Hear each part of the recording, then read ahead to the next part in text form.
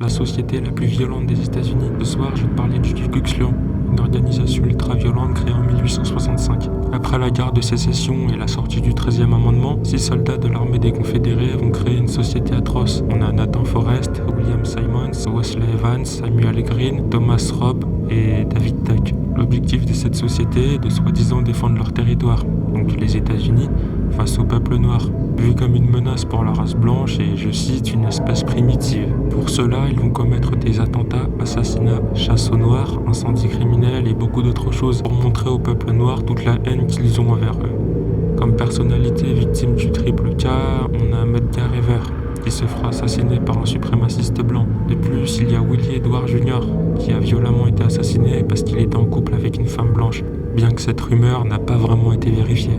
Et ça, c'est de 1865 à aujourd'hui. Je vous mettrai leur idéologie en photo et vous verrez qu'ils en ont pas mal, et sur tous les plans. Et concernant, ils sont actifs partout en Amérique du Nord, mais le Tennessee reste leur coin préféré, car c'est ici que la société a vu le jour. J'ajoute que leur hiérarchie est complètement tirée d'un univers parallèle. Ça va du tout petit soldat au rang d'élite. Je vous mettrai aussi l'image, comme ça vous verrez. Pour conclure, on estime qu'ils étaient plus de 4 millions dans les années 1900, et qu'aujourd'hui ils seraient approximativement 15 000. De nos jours, ils sont considérés comme une menace importante par le gouvernement des États-Unis et le FBI. Concernant leurs victimes, les chiffres peuvent varier, mais ça tourne autour des 20 à 50 000 personnes. Dis-moi ce que t'en penses en commentaire, et abonne-toi.